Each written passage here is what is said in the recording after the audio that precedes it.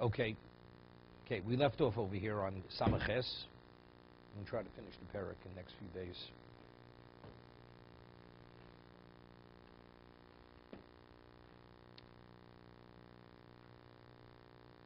Now, the Gemara said, how do we know, according to the Chachamim, we said we have a law of the Yevama L'Shuk, that if you marry a woman in waiting, the kiddushin is not effective. Correct? Yevama L'Shuk is not. So the Gemara said, we learn a Kal V'chomer, so if Yevama, which is a lav, there's no tfisus kiddushin, so chayvi krisus, chayvi mises bezin, there's definitely no tfisus kiddushin. So the Gemara asked, so maybe we should learn from Yevama to all other lavim, like Rabbi Akiva, that if you marry a chayvi lavim, there should be no tfisus kiddushin. Right? That was the Gemara's question. That's what we're holding now. So the Gemara answered, because it's kisiya leish de noshim achas ohuva avachas snua. Right? A man is married to two women. One is beloved, one is despised. So what does it mean? What? That's his relationship. So what are we speaking about? The marriage is not a marriage which is condoned, it's frowned upon. So evidently, and it says kisiyena, so you see that there's kiddushin even a marriage which is not a permitted marriage. So the Gemara asks a good question now. But how do we know it's being chayvi lavi, maybe it's chayvi esei? No, how do we know? Maybe it's a chayvi esei, maybe it's a mitzris, maybe it's marrying an Egyptian woman. It's not marrying a mamzer. How do we know it's being where he married a mamzeris, which is chayvi lavin? That's the Gemara's question. Rabbanon admukilu b'chayvi lavim. What do we establish the pasuk, interpret the pasuk which says snua? It's referring to chayvi lavim, and that's what we differentiate between Yevama and all other chayvi lavim. Nukma chayvi esei. Maybe when it says snua, it's chayvi esei.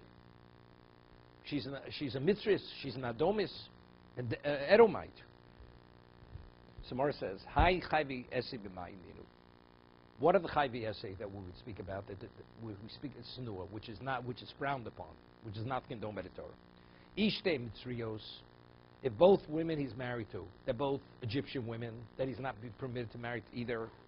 So if that's the ishte and snuos, the Torah says one is ahuva, one is snua. So if they're both not permitted marriages, so they're both snuos, they're both frowned upon. Iachas mitzvahs achas Yisraelis. And if one is a full-fledged Jewish woman, and the other one is a mitzvah, meaning it's the first or second generation which is not permitted, it's seemingly both women, they're both fully Jewish, except one has a defect, the other one doesn't have a defect. That we're not from the same people, because one identifies what? From another nationality, mitzvahs. Ibul Kohen Gadol, right? No, which means the way the pasuk reads, it seems to be they're of the same pedigree, in terms of they're both fully Jewish, except one has a defect. A mitzvah, it's more than pedigree.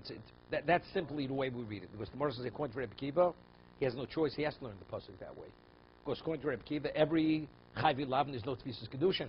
So how does Rabbi Kiva going to explain the pasuk? So the Gemara says, according to Rabbi Kiva, we're forced to say one is a full Jewish woman, the other one's a mitzvah or a domis. He has no choice.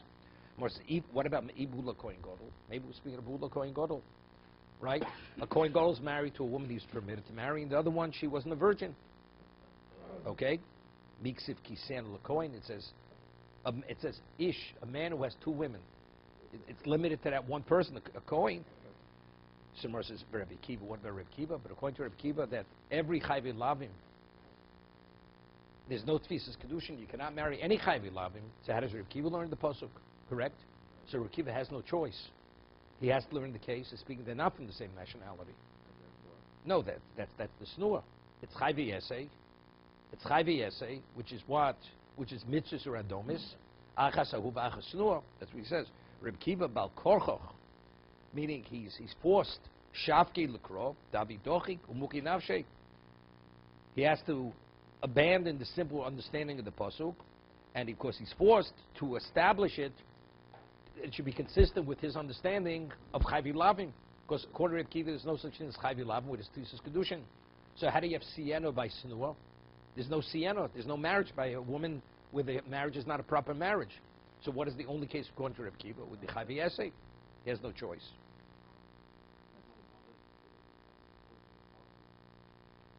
Well, these. No. No. No, we're talking about, it's a lo yavakir. We'd say even though the marriage is not an appropriate marriage, maybe that would cause him to forfeit his birthright. And shouldn't be seen as a bechor. Bechor means you have to be a person of pedigree. But if you're not a person of first quality pedigree, maybe you forfeit that right. Or you don't have the right. That the Torah says, despite that, you still have the right. Even though he's the son of a mitzris, nevertheless, he's still considered a bechor, and he receives a double portion. Okay. The Mishnah says, what about a man, he has relations with a woman that she's not marriageable, and she's not marriageable to any Jew. And what is the example given in the Mishnah? A shivcha Canaanist. She's a Canaanite woman. So the one who engages with her cannot marry her, and she cannot be married to anyone else. A shivcha, well, what about a non-Jewish woman? A person has a child from a non-Jewish woman. That child is considered a non-Jew because she's not marriageable, not to the one who cohabits with her, not to any other Jew. She has no relevance to marriage. That's the Mishnah.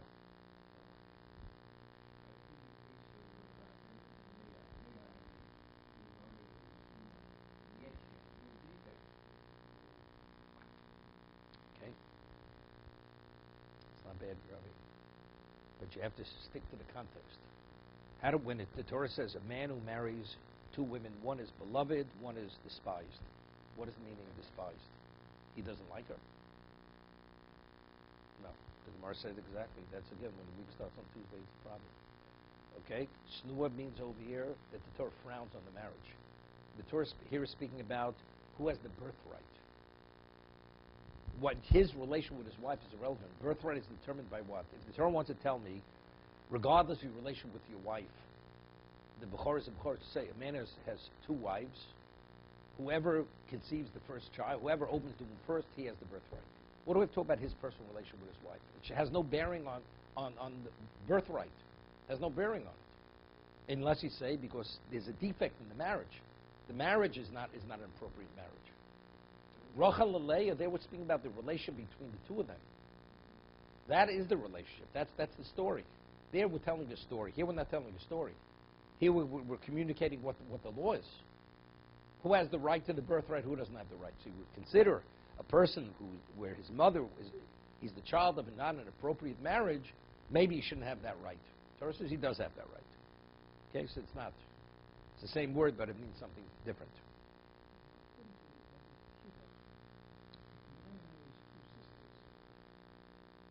Okay. It's worse than a love. It's chavi krisus. It's mamzer. The child's a mamzer from the second wife. Second marriage, it's a mamzer. It's an incestuous relationship. The second marriage. It's not a marriage. It's a second relationship. So, that's the issue with Yaakov and the two sisters.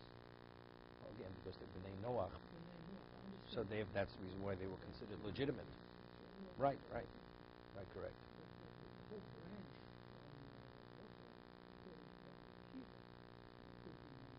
No, because they're not lavim. It's not a chayvi lavim. The issue is, of course, it's chayvi lavim. There's no provision within the context of Ben Noach, a Noahide. No, I understand that. You just said post something. Post-seeing what this would be. Who is Moshe Rabbeinu's mother? Yocheved. And who's Yocheved to Amram? She was her husband's aunt. She was Bas Levi. Amram was her nephew. An aunt marrying a nephew is incest. It's a problem. Okay? It's pre-Sinai. That's the reason why it wasn't a problem. Post-Sinai, this would have been impossible. Okay? Definitely. Same thing. Okay? Chomi shein lo olav. So the Gemara shivcha Canaanist min olon. How do we know that if you have a child from shivcha Canaanist, from a Canaanite woman, the child doesn't identify with the father? Okay? That the child is what?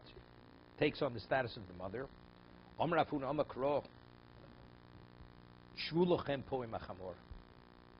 We find that Eliezer and Ishmael accompanied Avram to the Akedah. Akedah, we're talking about the Akedah, he's going back to Bereshis. Shvulachem po'im achamor, he says, you remain with the donkey. Right? What's the story? The Midrash.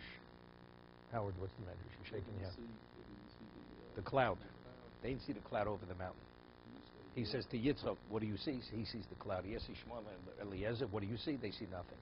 He says, Shvu lachem im hachamor. You remain with the donkey. Mean, you're donkeys. Your status is no different than the donkey. Just as a donkey has no pedigree, right? There's no pedigree with an animal. You people have no pedigree. And what was Eliezer? Eliezer was Eved Avram. He was a slave. Amadom el-chamor. So from here we see clearly as you cannot marry a donkey, so you cannot marry a shivcha kanas. The marriage is not a marriage. V'lodo kamosim nolan. How do we know that the child identifies with the mother? That we don't see it as the child of the father in any context. We'll see Tosas.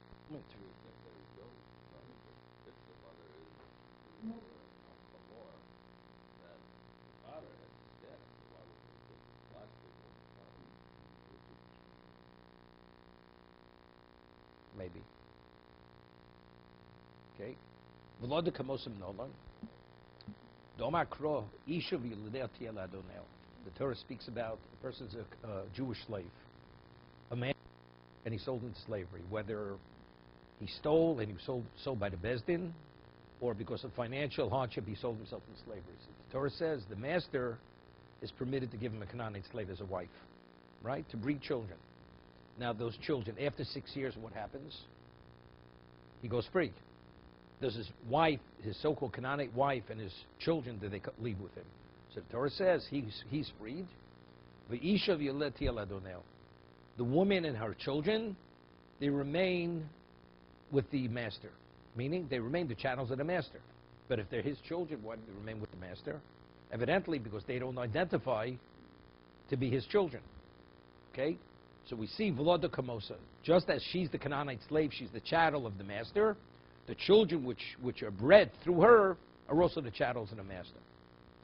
Somewhere says, Nochris Minola. What about if a person fathers a child from a shiksa, from a non-Jewish woman? How do we know the child does not identify?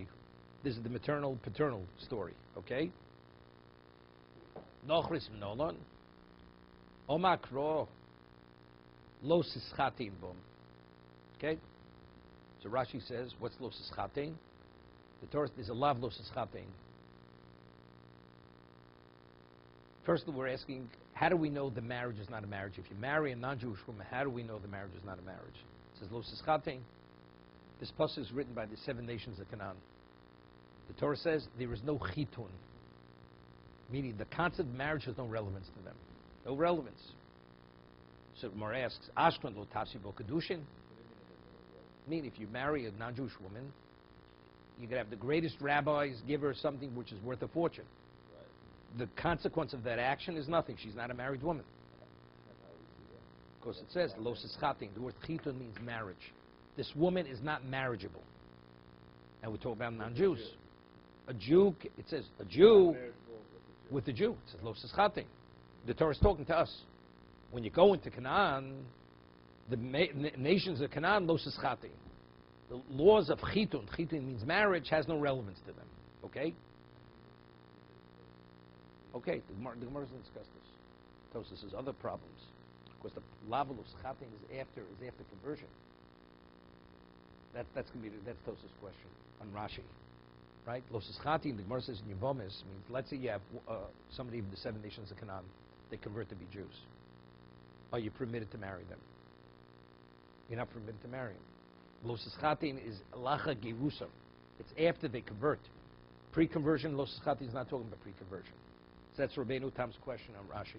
How does Rashi learn lo sischatin that we learned from here? That a non-Jewish woman is not marriageable. The pasuk, the Gemara in Yevamah says, the pasuk lo sischatin speaking after conversion. Meaning the marriage is a marriage, but you're in violation of lo sischatin. No, that marriage is a marriage. It's a marriage. It's a chavi lav. It's like a mamzer. It's a lav. So you see, the meaning of the word lo sischatin doesn't mean they're not marriageable. They have relevance to marriage, but there's a Torah prohibition. You're not permitted to marry them. Okay, that's Rabbeinu Tam's question on Rashi. But Rashi interprets the pasuk. Later, there's another interpretation, Tosas. But Rashi lo sischatin means they have no relevance to chitun. Chitun means marriage. That's how we know if you marry a non-Jew, the marriage is not a marriage. So what is Ashkan lo tafsi bo kiddushin?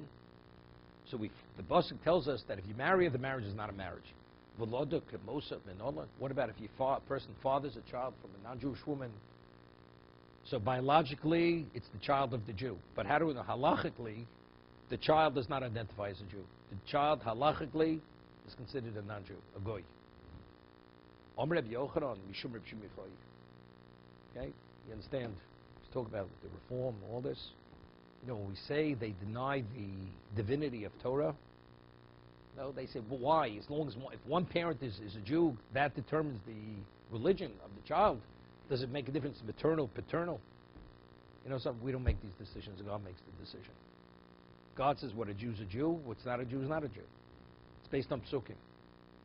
The Torah says regarding this situation, Rabbi Yochanan quotes from Shimei Yochai, Domakro ki Yosir es bintcha me'achrai.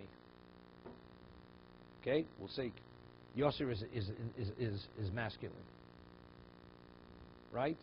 This says you should not give your daughter to a non-Jew, to marry a non-Jew, and you should not give your son to a non-Jewish woman.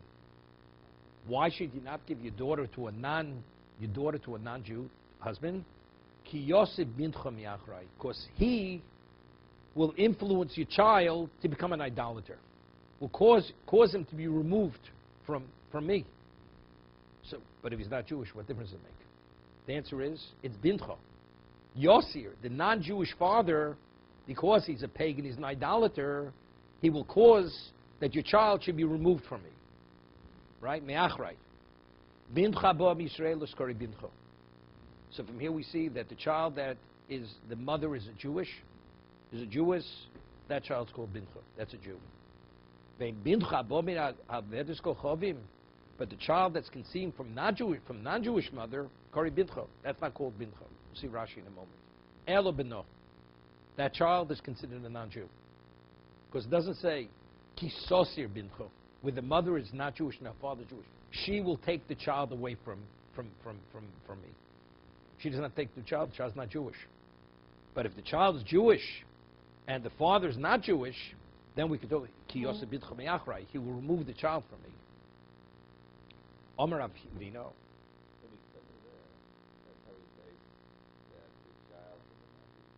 It's not your child. It's not a Jew. This is the basis. But we're not finished. Gemara is bringing other psukim. But that's basically that. This is the source. When the original mission says that if there's a problem in the kiddushin, the child follows the status of the Pagam. father. So we said if there's a defect in the marriage, There's a defect. The where child follows the status of the father. no. If there's a defect, so wherever the defect is, the defect transfers onto the child. Yes. Correct. Okay, so that's what it says. Well, that's one of the cases, but we have other cases. But now, what about this? Doesn't this tell us if a man marries a non-Jewish woman, so the defect is in the woman, the child. It's not a defect. The child's not Jewish. The mission says. No, but that's not the case. It says that's not a marriage. No, here it's neither. It's neither. It's not. That's not a defect.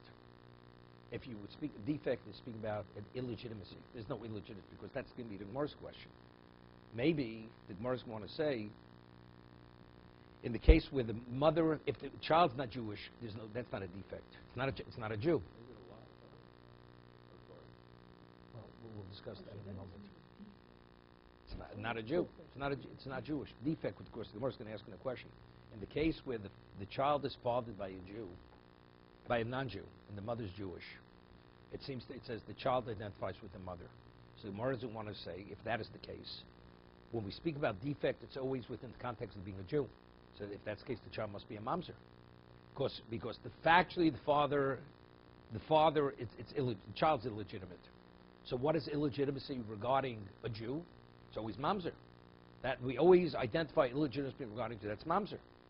So the Gemara want to say, if this is the case, or Rabbeinu wants it to extrapolate from this, Shema Mino, we're able to say, if we're saying if the mother is a Jew, is a Jewess, the child's a Jew, even though the father's not Jewish, ben bidcha abo min ovt kochavim, kari bintcha, nemek sover Rabbeinu, Ovid kochovim the Eved Abol Bas Yisrael Vlad Mamzer. So if that were the case, if the child is fathered by a non-Jew or by a slave, since the child identifies as a Jew and there's a non-Jewish father, which is a defect, that's defective. So a Jew who has a parentage, which is a defective parentage, the child should be mamzer. That's what they were saying. That should be the consequence of this relationship. That should be one of the results. There's nothing to do with it. What about a mamzer? A regular Jew marries a mamzeris. No, it's a lav. It's a lav. Okay? So Mar says, neither kosher lo have. He says, although there's a defect here, mamzer lo have. The either kosher lo have, mamzer lo have. Psul mikri. Meaning to marry a Kohen is something else. Let's say a woman, a father, a Jewish mother, a non-Jewish father. That girl to marry a Kohen can marry a Kohen. But that woman to marry an ordinary Jew is totally permitted. The only illegitimacy who cannot marry among Jewish people, that's only mamzer. Lo yavo mamzer b'chal Hashem. Or a first or second generation Nitzri or Adomi. But any other defect, which is called a defective Jew, if it's not mamzer, that Jew is permitted to marry anybody but a Kohen. No. The child cannot marry a Kohen. Because that's a psul. It's not mamzer. Mamzer has relevance to every Jew. Psul can marry anybody, any other Jew. A mamzer cannot marry any Jew, right? Unless it's some of a similar defect. But if that woman was married to a non-Jew, that person She can never marry a Kohen. She's defiled. She can marry a regular Jew, right? Definitely. Look, Ruchav it's like Eddie Gioris, a convert, right? A convert is not permitted to marry a Kohen, but a convert can marry a Jew, any Jew. So now the Gemara asks a very good question. We say, how do we know that if you marry a non-Jewish woman, how do we know the marriage is not effective? Because it says lo sischatein. So as Rashi says, because the laws of marriage have no relevance to marrying a non-Jewish woman. So Gemara asks, Ahu b'shiva shiva goyim ksiv. The pasuk lo sischatein, that negative command lo sischatein, that these people have no relevance to marriage, that's the 7 nations of Canaan. Shar umas mnolan, how do we know other non-Jews? So Rashi explains, and Tosas says the same way. The Gemara says in Avodah Zorah that the 7 nations of Canaan, they were considered the real pagans. Other idolaters, we say minig avosenu b'yadeim. So maybe the Torah is discouraging, saying the reason why we don't want the marriage to be a marriage, because ultimately the child will be turned into an idolater. Because the father is what? Is a devout idolater. But other nations of the world where they're not so devout in idolatry, maybe there the marriage will be a marriage. Right? That's the Gemara's question. So Rashi says,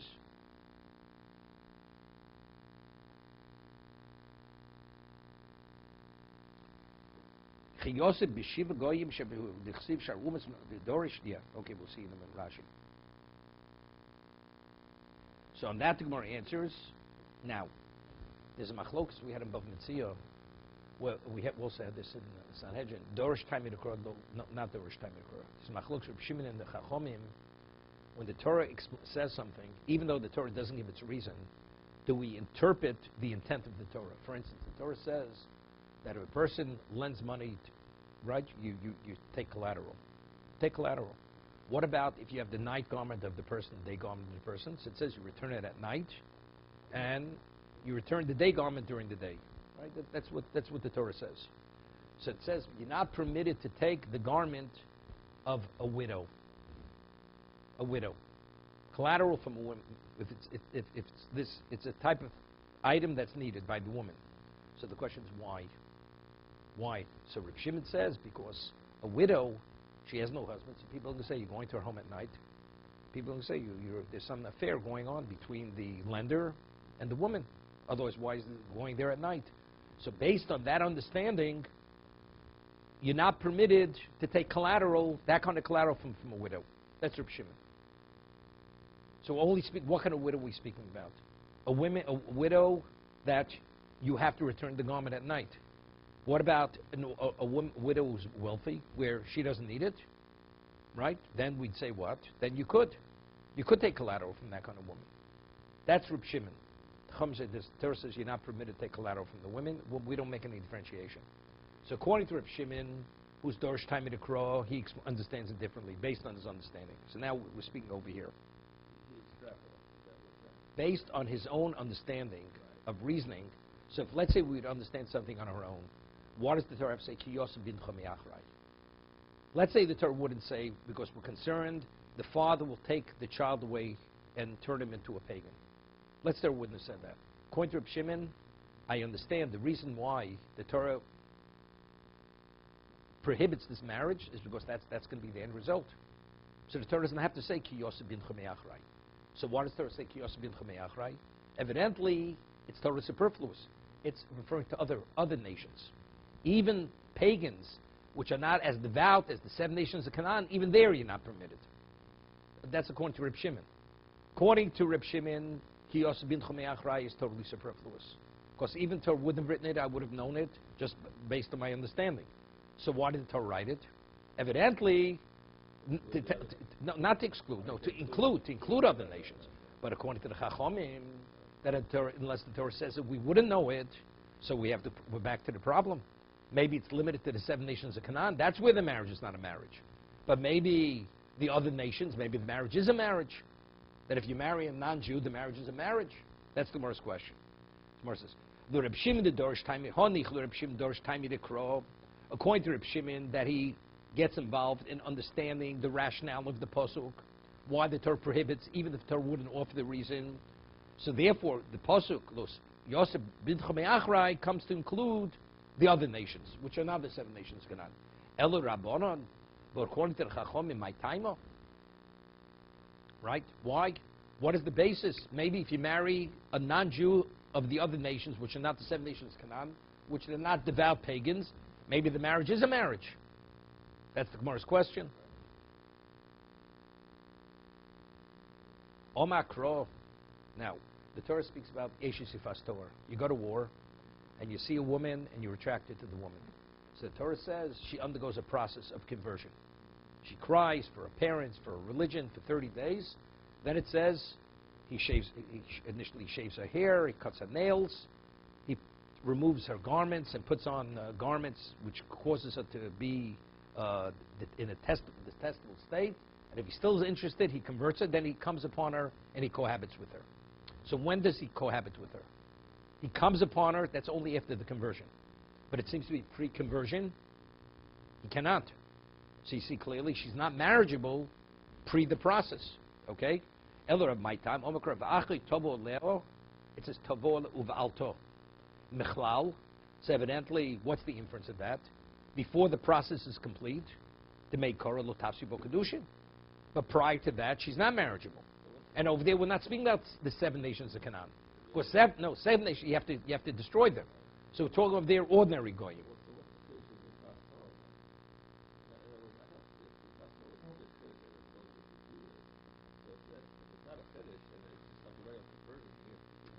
No. You're asking a separate question. Factually, it's really a very inferior quality conversion. She's basically forced. She's forced. She's forced to become a Jew. She's not willing over here.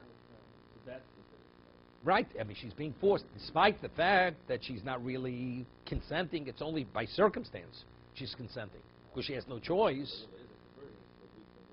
Nevertheless, she's Jewish. But factually, until she undergoes this process, you cannot be with her. So prior not. So we see clearly no tafsi bo kiddushin. So now we're back to square one. So what do we do? What do we need? The pasuk of lo sischate.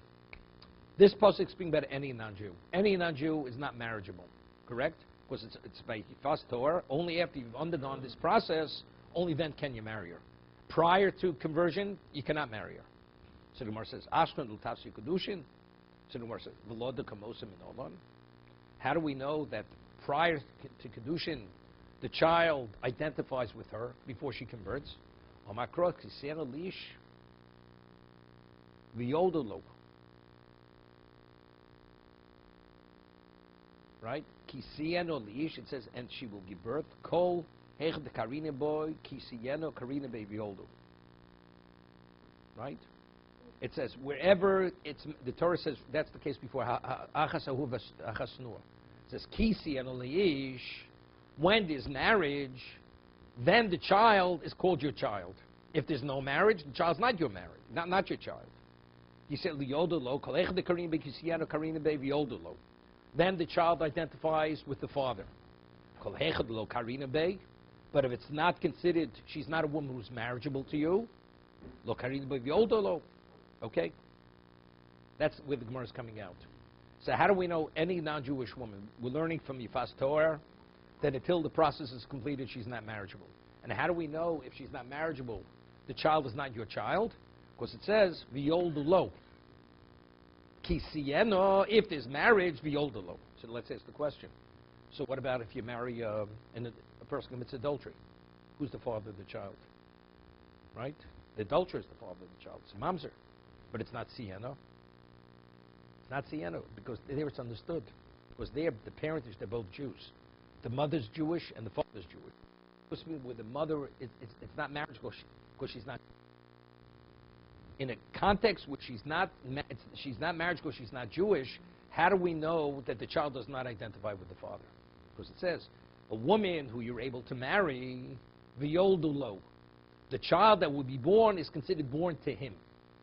So the child the woman who you cannot marry, right? That child doesn't identify with the father. Okay?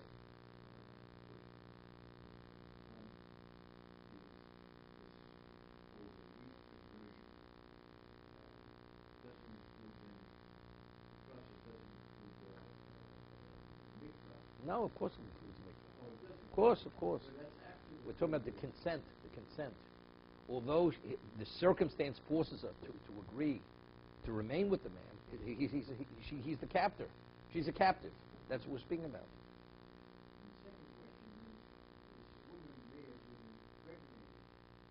No, so you wait 3 months. You wait 3 months. Rabbinically, wait 3 months to make sure she's not. You don't need that. That's understood.